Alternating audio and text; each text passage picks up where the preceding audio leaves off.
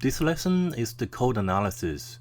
We want to design a system that meets this design requirement.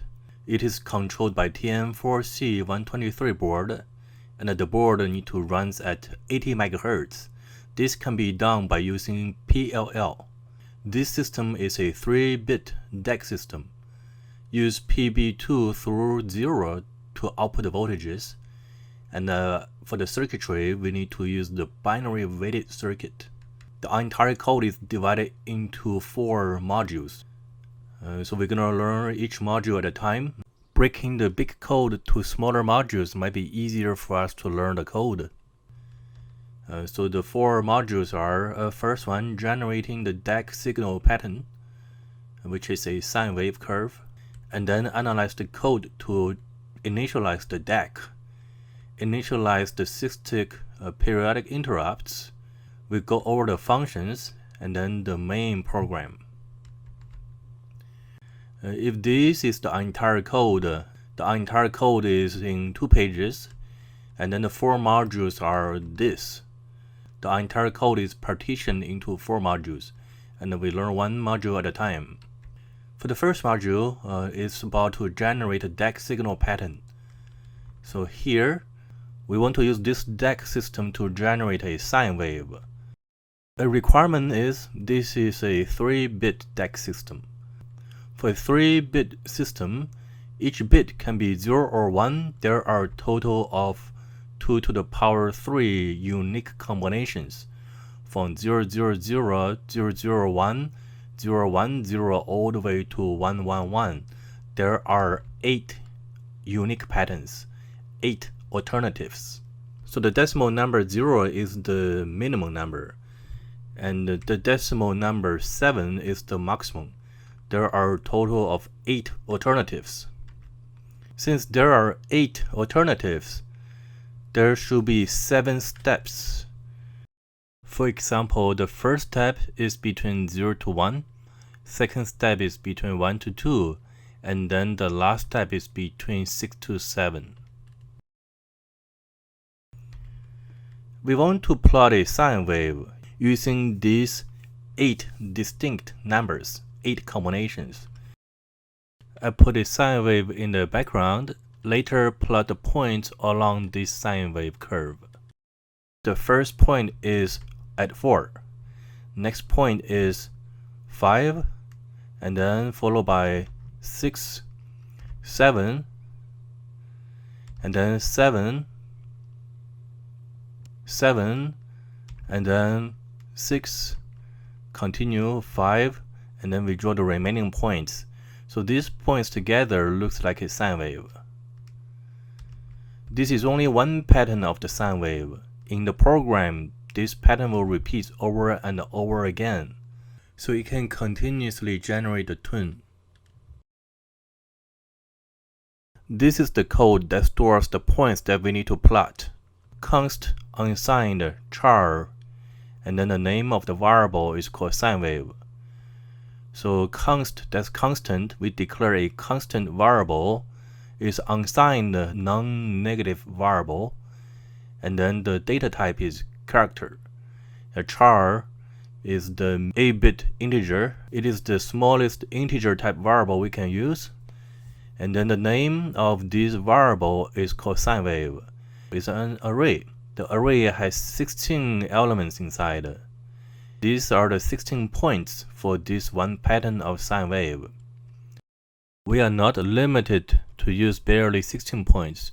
We can use more points to describe this sine wave. Since we use char, it can store up to 256 points. As long as we use less than or equal to 256 points, we are good. For each element, the minimum value equals to 0, and then the maximum is 7. It can never go higher than 7, because this is a 3-bit DAC system. The maximum available number is 7. The number 16 inside a bracket shows this array has 16 elements. 4 is the first element, has index of 0, and the 3 is the last element in the array, has an index of 15. declare one more variable called index. It's unsigned, that means non-negative, character, initialize index equal to 0. This variable index refers to the index of the point that need to be fetched. For example, the program fetched the first point, number 4, the index equals to 0, and then move to the next point, 5, index equals to 1, to the next point, 6, index equals to 2, and this will continue until it reaches to the last point, 3, index equals to 15. After fetching the last point, it goes back to the beginning, start over, and repeats. So let's put the code on the top and then this figure on the right hand side. We still need this information for our analysis. First, let me ask a question. What should be the sampling speed of this waveform? So what is a sampling speed? Sampling speed is the speed to sample the points. It is the time interval between two adjacent points, that delta t here. So let's assume this system runs at 80 MHz. This can be easily done using PLL, the phase lock loop. We know the period equals to the reciprocal of frequency, delta t equals to 1 over f. Since frequency is 80 MHz, delta t is 12.5 nanoseconds. So the time interval between two adjacent points is 12.5 nanoseconds. Since there are 16 points, or 15 time intervals, 15 times the delta t is the total period of this sine wave. This upcoming lab is to make a digital keyboard. The keyboard has a few buttons. Each button refers to one musical note. If you press a button, the corresponding musical note will be played. My second question is, what is the sampling speed of a musical note? This table lists the musical notes and their corresponding frequencies. From the table, the first musical note is C note. For C note, it has a frequency of 523 Hz. B note has frequency of 494 Hz, and then so on. So let's randomly pick a musical note, maybe C note. We're going to use C note as an example. Since we know this board runs at 80 MHz, for 1 second the system counts 80 times 10 to the power 6 systolic counts. The C note has a frequency of 523 Hz from the table. That means 523 counts per second. So we can find the total systolic counts for one pattern of C note. That is using the 80 times 10 to the power 6, the total counts, divided by the number of counts per pattern, 523 counts per pattern, and then we got 152963, this amount of systolic counts only for one pattern of C note. We can round it to 152964 for one pattern. The number of counts is the integer. To generate one pattern of C tone, it takes 152964 60 counts. But what we are looking for is the sampling speed. In other words, how many 60 counts does it take to plot next point? Since there are 16 points per pattern, we can divide this 15296 by 16. That equals to 9,560 counts. This is the amount of systolic counts required to plot next point, which is the sampling speed. Please remember this number for now. Later, at the end, when we perform code analysis in Module 4, we need this number. Now we'll move to the second module. we analyze the code required to initialize the DAC system. So here is that code. This code is not new. This DAC initial function activates port B's pin 0 through 2. The first line, SysTick control RCGC2, set the bits for port B. The number here is 0x02. And then we use the PCTL register to unlock the pins. And then we make PB2 through 0 to be output pins using the direction register. Disable alternative functions. Disable analog features for the same pins. And at the end, enable the digital pins. This is a easy code. Let's move to the third module, initialize the SysTick periodic interrupts. This is the total code required to initialize the SysTick periodic interrupts.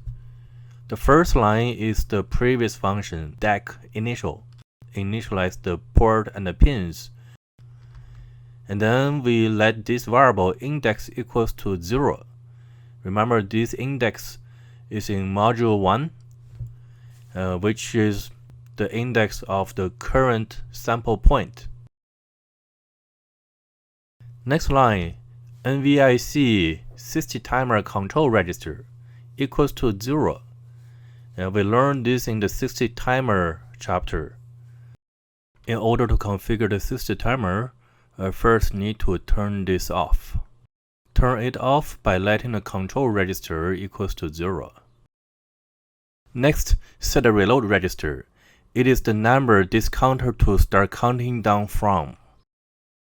In this case, the counter counts down from period subtract 1.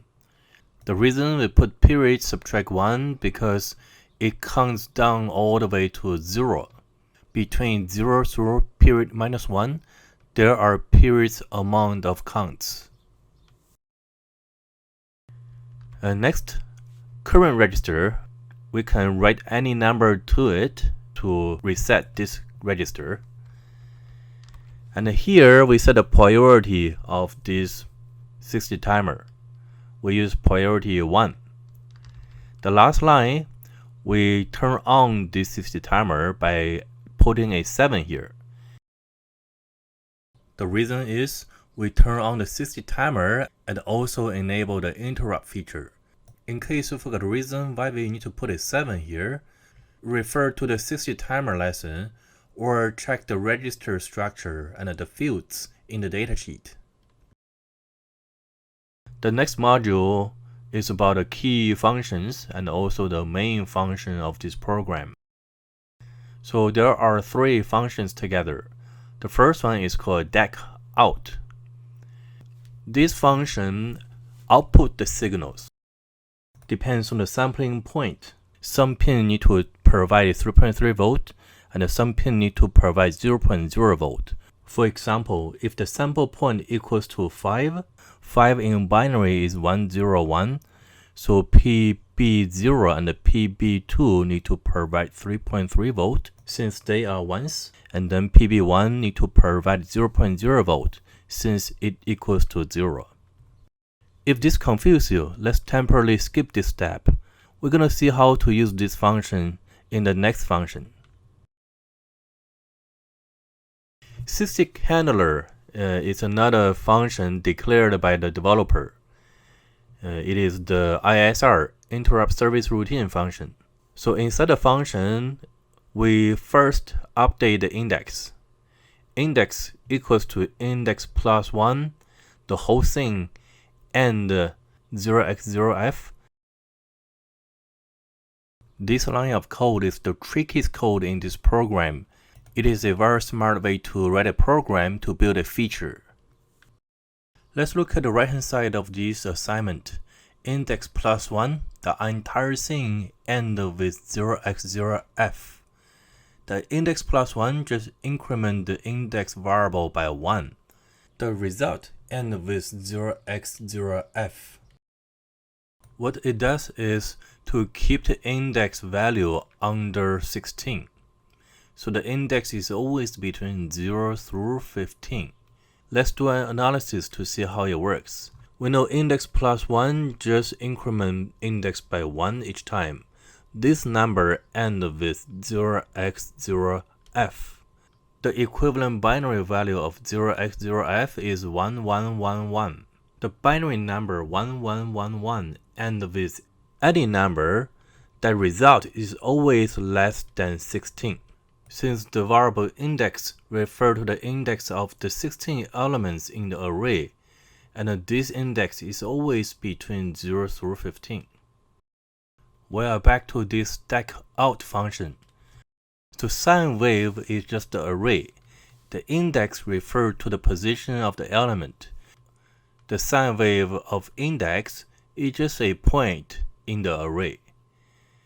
That point is a number between 0 through 7. For example, the first element is 4, and the 4 in binary is 100. 100 means PB2 equals to 1, PB1 and 0 are 0.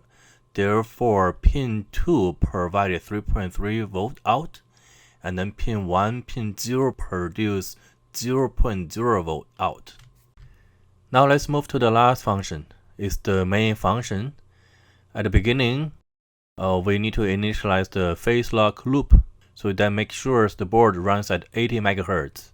Use the sound initial function that we created earlier and set its input parameter to be 9560 to generate the tone of a C musical note. Build an infinite loop that keeps the program run forever.